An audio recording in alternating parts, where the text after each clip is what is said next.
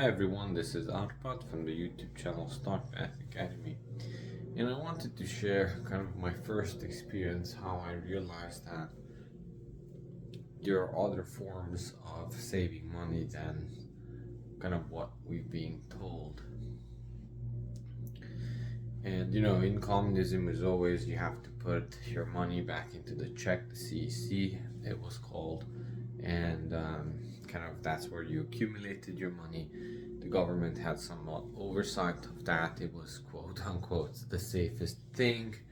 There were certain percentage of interest that they would give you, and all of that would go back to like constructions and building cities and whatever. So to fund government projects, I guess.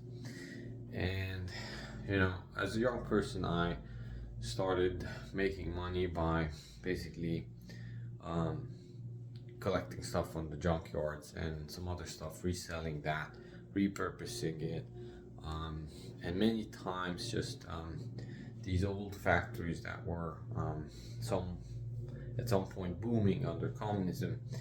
Um, they were being sold on pennies on the dollar, and kind of these huge areas where the factories used to be, they became this metal junkyards, right? And people would scavenger hunt the metal junkyards, and we would do stuff with the metal, or if nothing else, then we would just sell the metal, right? Because you would get such a small amount for it that it was not really worth it for anyone to take gasoline. Some gypsies came with horse and carriages, and they just collected. We collected as kids, and we sold it back to the government. And that was sort of like one way to get money.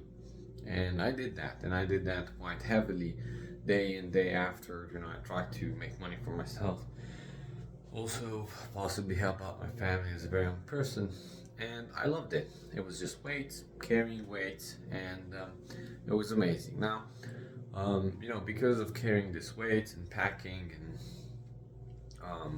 pulling the carriage and so on, it was quite fun, and we used to have fun with the huge weights. Sometimes just these unfinished metal parts from the factory, and we used those as dumbbells basically, and we would train with that, right? But it was hard to handle. It was like everything was just a bad um, kettlebell basically. Everything was just a bad kettlebell that you could do things with it. And I wanted to save up money so I could buy my own actual dumbbells and more professional looking stuff. It's not wouldn't have been as professional like what you can buy now at Walmart, but sort of better looking, actually shaped dumbbells, and kind of work out with that, right? And I was saving up my money, because of hyperinflation. I realized like I was having a hard time saving um, saving money up for like a good set of equipment. And what I was also realizing that as I was putting, the metals into the basically government recycling centers, I was getting more and more money for it. So, I just put two and two together, that instead of like daily putting the metals like aluminum, especially, and copper sometimes, into the government recollection or recycling centers, I would save it up. So, I think aluminum and copper was the highest value that you could get, right?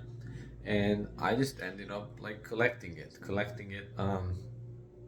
in the cellar and in the garage. Basically, we had these huge communist blocks, basically, that's what they called it, but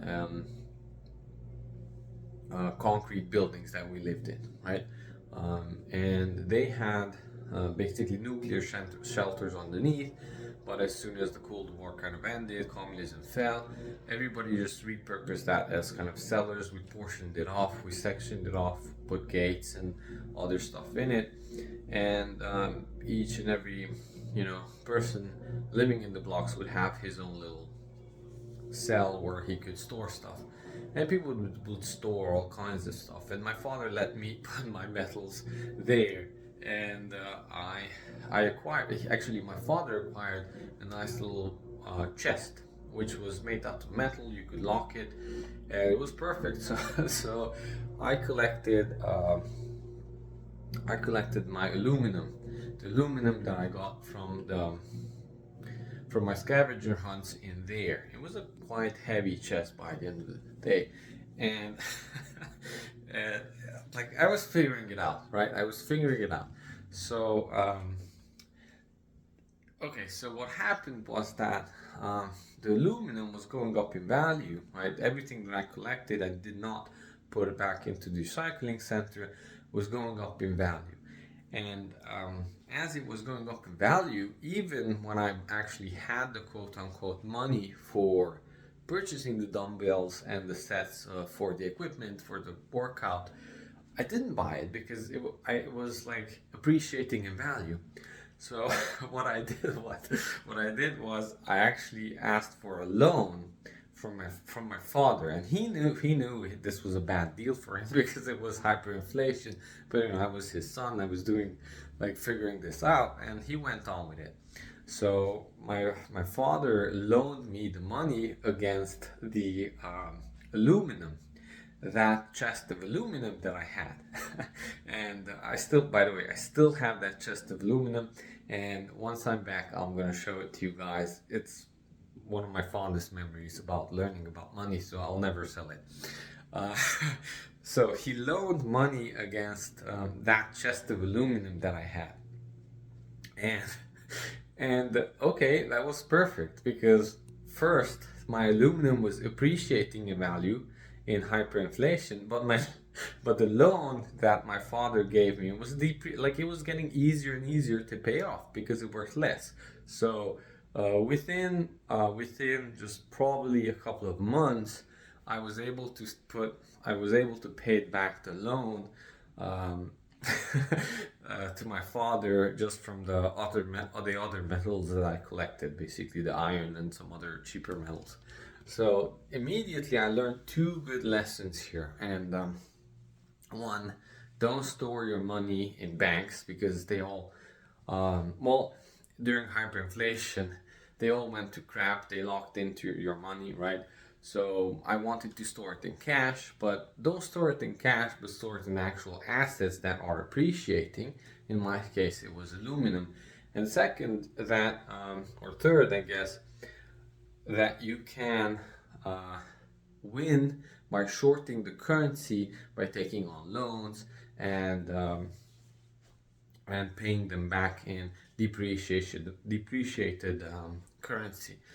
So these are three lessons that I learned just as a very, very young child, collecting scrap metal.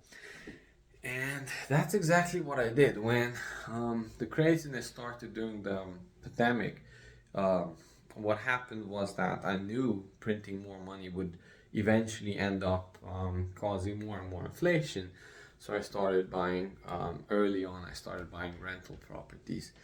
And that it was a win-win. Now, I'm not saying buy rental properties now, but basically that was a win-win because one, you're not storing your cash, it's not in a bank, you're acquiring assets, cash flowing assets, and also by the time, if you have a 30-year mortgage, then you will be paying that money back with depreciated currency. And yes, there are always deflationary cycles within larger inflationary cycles, and you just have to live through those and kind of tighten the belt, and kind of just go through those while having and maybe selling some of your other assets, because in the end you'll come up on top of things. So hopefully you learned something from this, and I'll talk to you next time.